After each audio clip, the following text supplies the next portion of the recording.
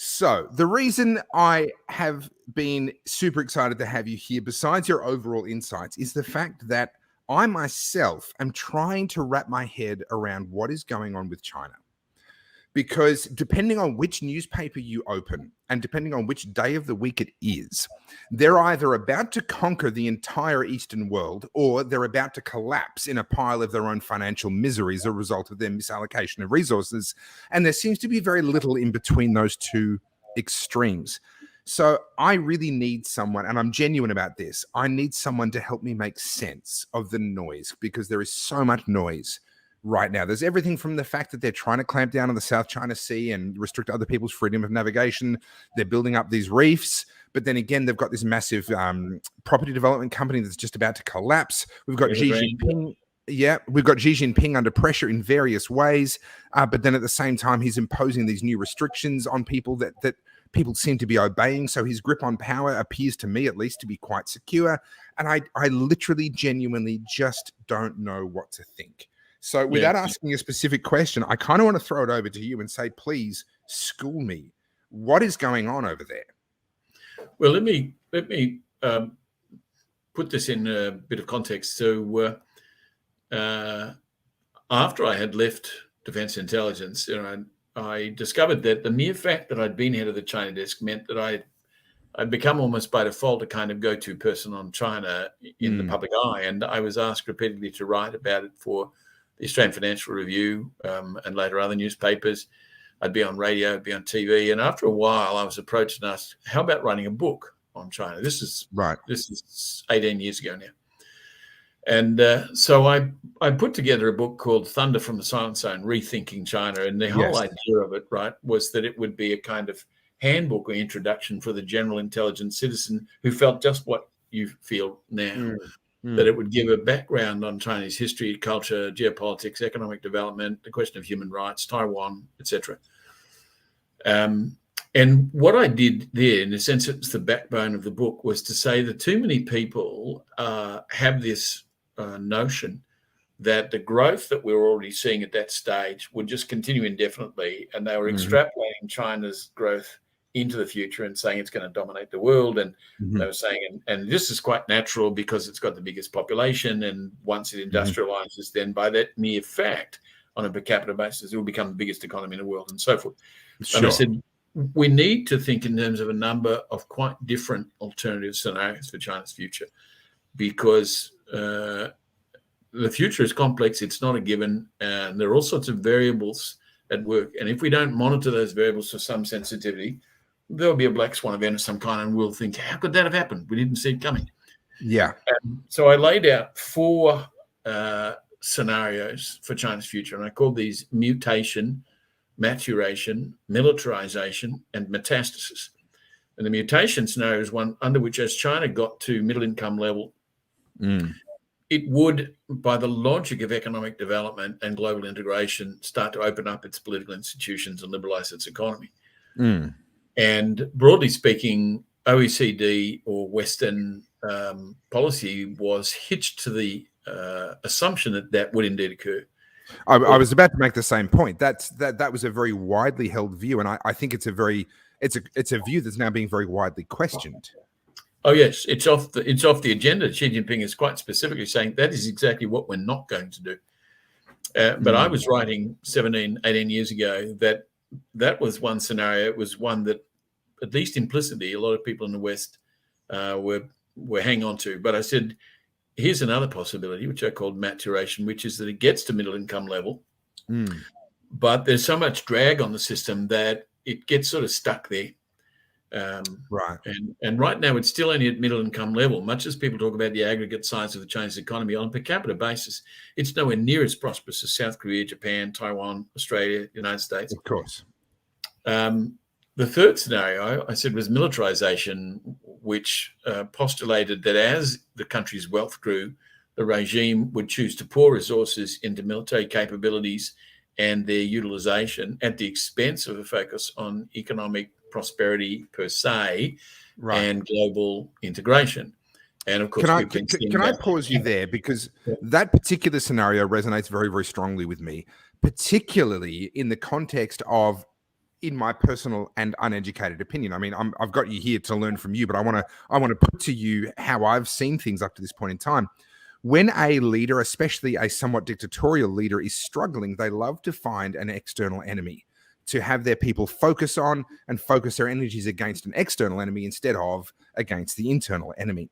And one of my biggest concerns has been the possibility that if China began to run into some genuine trouble, that they would actually use military adventurism as a way of actually rallying the Chinese people behind the Chinese state.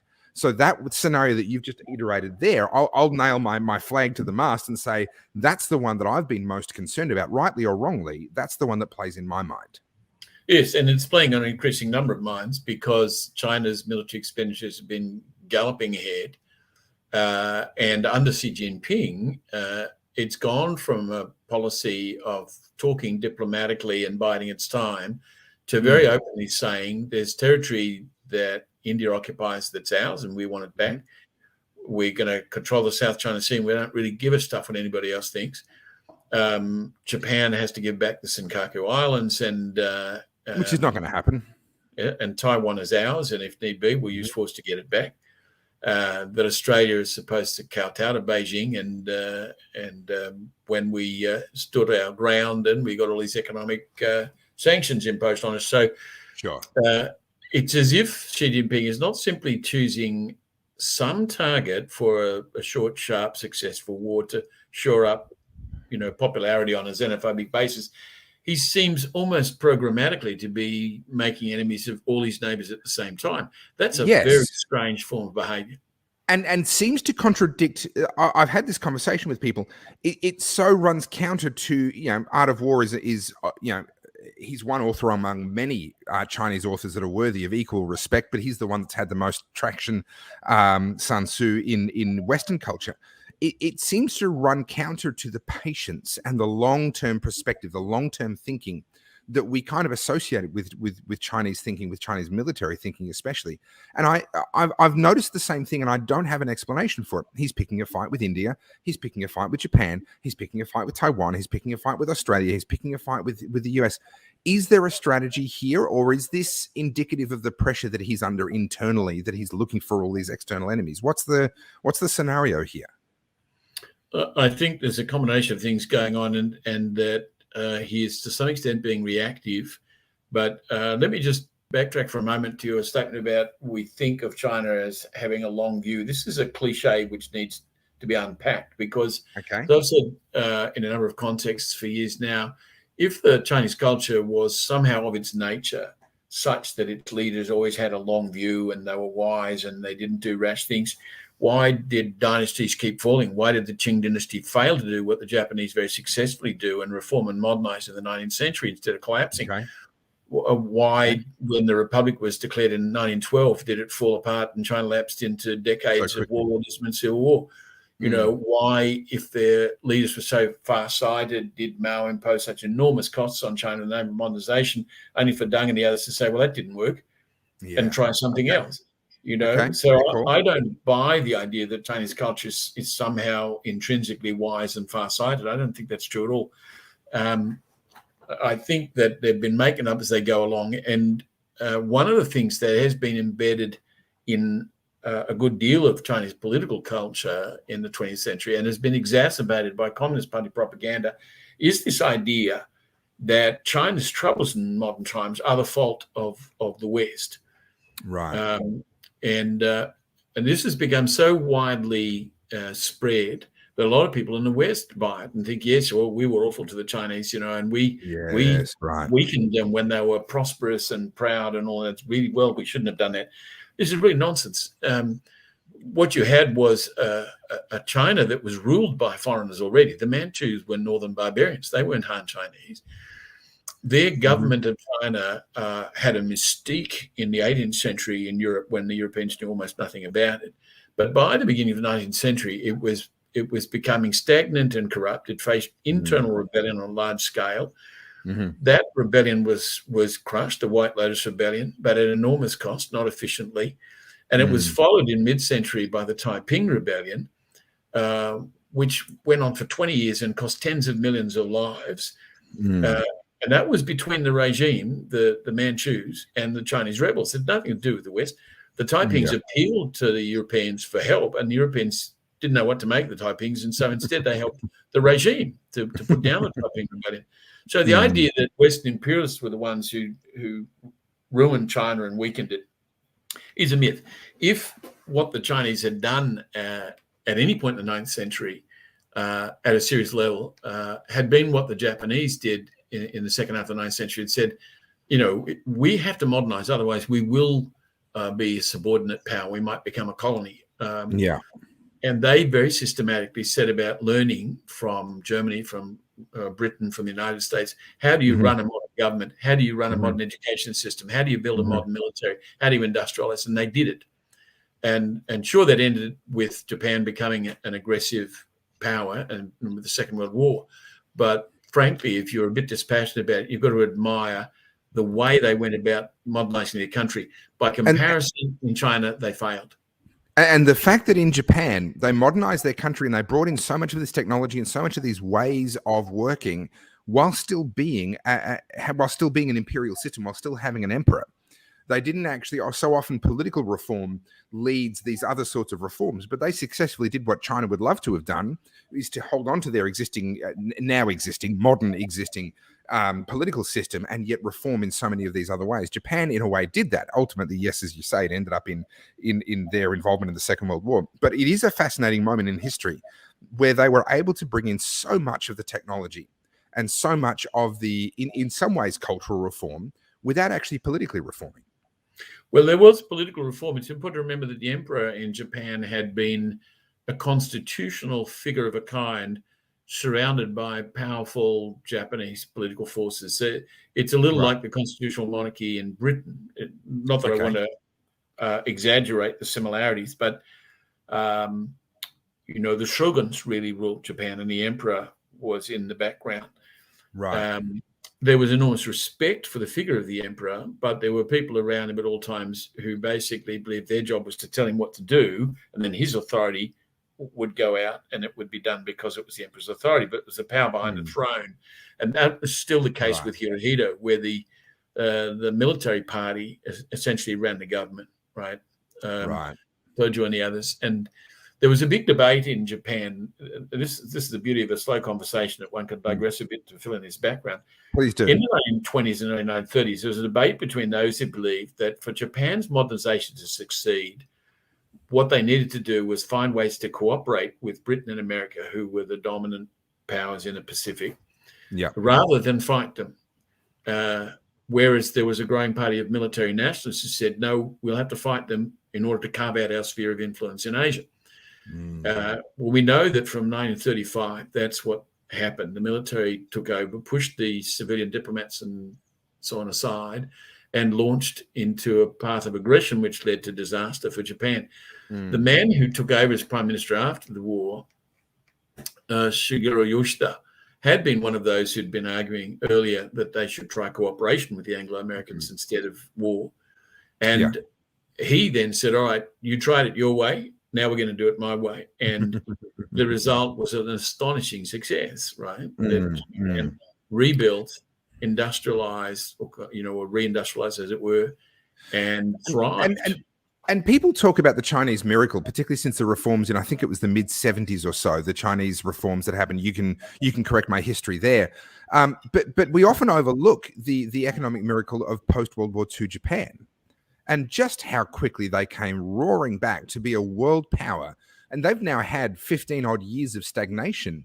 And yet, nevertheless, after 15 years of stagnation, they are still a world power. And it's a measure, in my view, of just how far they came in the 55 years from the end of the Second World War to the turn of the century. So what we see with Japan and the narrative that we have around Japan of this rising sort of superpower, I take your point that the growth is not necessarily going to be linear. It's not necessarily going to continue. As you get closer and closer to the top of the pile, it gets harder and harder to progress up that pile. But it can't be denied that they have certainly risen immensely. And there appears to be, at least to my eye, a view within China that they want back certain things that they view as being entitled to. Do you think that's a cultural view, or is that a political view coming from the top? There's a bit of both, but it's certainly been a view cultivated and propagandized by the Communist Party because they realized after Mao that communism had failed them. It had left China poor and isolated. And if they wanted to modernize, they had to open up, they had to trade, they had to accept foreign direct investment, they had to emphasize technological modernization and forget about red ideology. And they were pragmatic enough to go down that path. Deng, deserves credit for saying that's where we need to go. And in the 1980s, more than the 70s, that's when it started to happen. Okay. And unsurprisingly, it led to a ferment for political reform, for democratic reform. And of course, famously, this led to huge demonstrations in May, June 1989, which Deng decided would destabilize the Communist Party and possibly the country, and he sent in the military to crush what were in fact peaceful demonstrations, not an uprising. Because he sent in the military, there was then fighting in the streets. Molotov cocktails were thrown, and some military and police were in fact killed, but far larger numbers of essentially unarmed civilians were killed. It was a bad day for China. But I think the fundamental point I would want to make is that the Communist Party tried, in a sense, under Deng and then under Jiang Zemin and Hu Jintao, to change itself from a communist party, that is to say a Marxist-Leninist party, into a nationalist development party. Essentially, it tried to become the Kuomintang, right, which had been the nationalist party that it defeated in the Civil War. But what we've seen in Xi Jinping is a regression where he's essentially said, well, we don't want to continue down a path where the logic of the situation itself would lead to a dissolving of the dictatorship and the opening up of politics, because we don't want to open up politics. We want to dominate the country. Well, how are we going to do that? Well, there are several ways to do that. One is to clamp down, as he's plainly done at enormous cost, on any form of dissent, to increase surveillance, to increase repression, censorship, to build a firewall and try and prevent information coming in from the outside that would disrupt their rule. Clampdowns on foreign investment now, I note, are a recent addition to his policy platform. Yes. And instead of opening up the economy more generally with a kind of liberal regulatory regime, he has kept the loss-making state-owned enterprises in a preferential position and is now cracking down on the entrepreneurs. So this is, from the point of view of those who have China's interests at heart, to say nothing of the interests of the rest of us, this is very regressive. This is not good for China or for the world. And for that very reason, I think it makes some sense to suggest, and this brings us back to the four scenarios I talked about earlier. We didn't get to the fourth. The fourth, which I wrote in my book, is what I call metastasis, where the unwillingness or inability of the party to undertake reforms in a logical and sequenced way would lead to the system collapsing. Now, the important thing about scenarios is that they're not the same as predictions. They're hypotheticals, right? You're saying, given all the variables in the mix, it could go this way, this way, this way, and that will change in a game theoretic way as you proceed, because there'll be action-reaction syndromes, there'll be other influences and voices, coming into the picture, and so it's foolish to say, oh, look, we've taken a good scan and we think the balance of evidence suggests that 30 years from now, that's the way it's going to be. Nobody really has a clear idea what it's going to be like 30 years from now, but they pretend they do. So I didn't say in my book that one of these scenarios is what's going to happen. I said they're all possible. Most people seem anchored to the expectation of mutation, and that would be good if it happened. But there are these other possibilities. What we can now say with confidence is that mutation has gone from being the outcome that was expected and hoped for, and even seen as desirable. That's now the least likely outcome. The least likely. That's a big shift. And that's what's led to geopolitical reactions and concerns. That's really what lies behind the moves we're now making strategically with the Quad and with Britain and the US.